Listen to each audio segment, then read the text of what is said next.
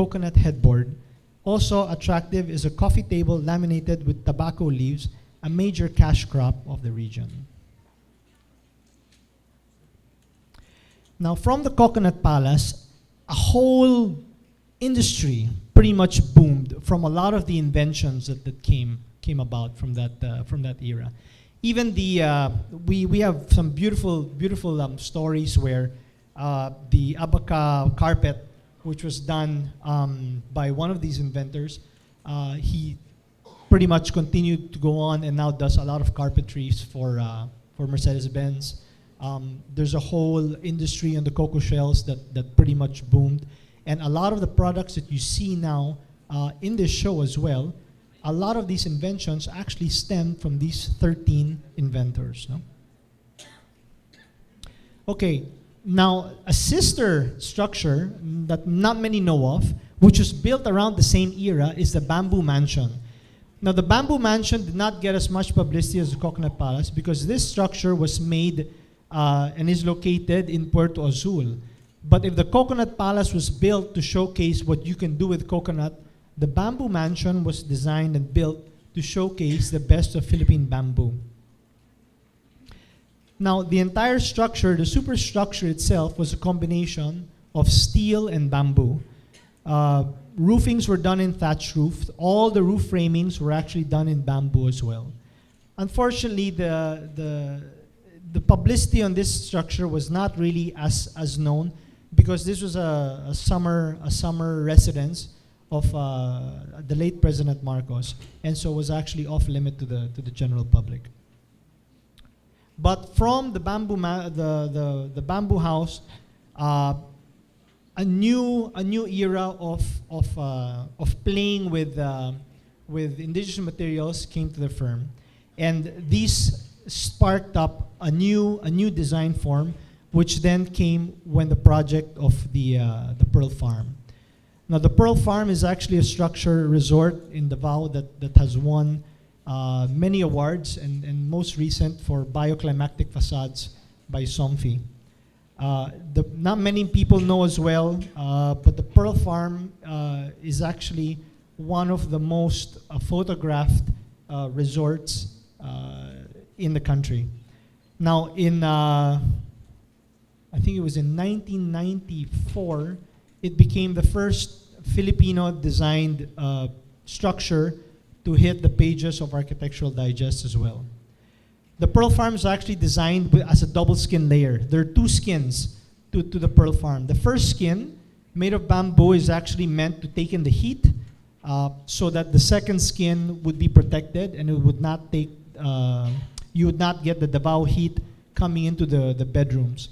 But the entire structure was actually purely experimental at the time under the guidance of the Florendos, and it actually worked quite well. From the Pearl Farm, going a bit more on the modern side is the Resort Amanpulo. Aman Resorts has actually incorporated a lot of indigenous materials as well, but primarily on the furniture, on a lot of the coconut inlays, and we did start doing a lot of modern interpretations. We played with the Filipina vestibule, we played with kapis, we played with coconut, hardwood lumber, but this was a lot cleaner and a lot more streamlined. And again, for 1994, this was a 70 square meter cottage, casita, which was also the first of its kind at that time.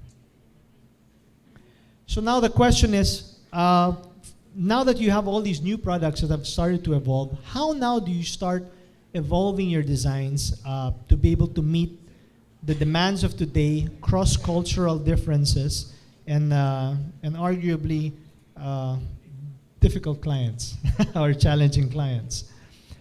And this is now we start looking at the new products that are filtering the market.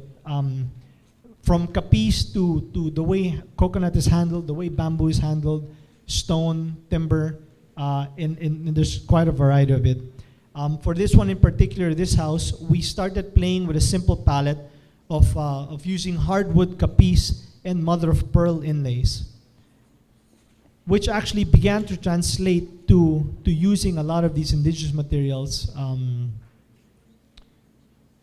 Sorry, do you have a pointer? If by chance you have a pointer, if I could borrow. But you'll see on the study area, there is actually the coconut treatments that were done, coconut inlays. The white lines that you see here are actually the younger coconuts. The darker shade is actually the older coconut shell. And the flooring that you see below the red painting is actually a mother of pearl flooring.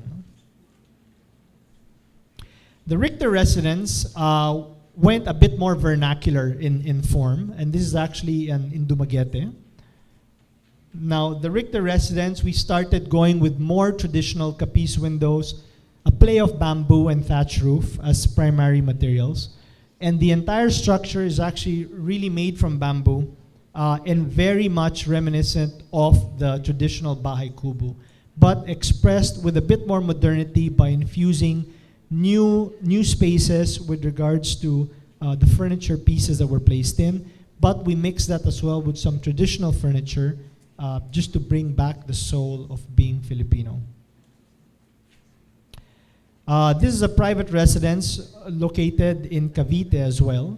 And this one where we wanted to start playing with landscape, edible landscaping, which again is very culturally bound to us. And still playing with the fundamentals of the bahay kubo, which is pretty much a house on stilts, pitched roofs, a modern interpretation of the tukod on the windows, but then expressed in glass as opposed to regular roofing. And we started to play with a lot of rattan finishes for this one, and an experimentation on being able to handle and treat rattan. And that's where we started to incorporate that in some of the staircases. Runo or reeds were actually used for a lot of the ceiling finishes. And what you see down here below is actually a guest house, which mimics a child's playground. No? The Shahani residence, a bit more challenging, but we felt it was within the, perfect, okay.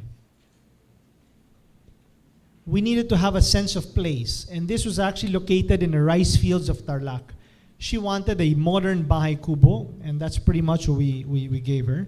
When this one is actually a combination of use of concrete, we're looking at clay, and the use of bamboo. Now, the same fundamentals as the bahay kubo, the flooring all done in bamboo, the interpretation of a modern window as well, done in bamboo, and the roofs still following the same 45-degree angle of the bahay kubo. And this is pretty much to be able to address issues such as rain, sunshine, and even volcanic eruptions, where you have the lahar, no? The Eskaya Resort, this one went a bit more vernacular as well. This one was a nice play of the use of local coral stone. Now the coral stone was readily available all around the site, so that became the primary material of choice, coupled with the use of thatch roof and bamboo again as a framing.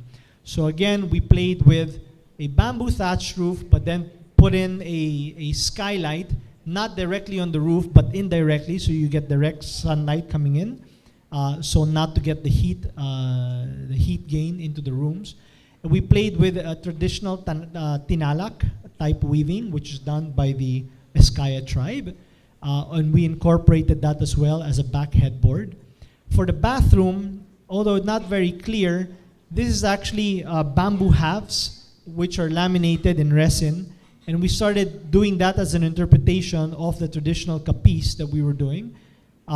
This was also a nice little bamboo fence that started to incorporate a lot of that into the design. And what you see here below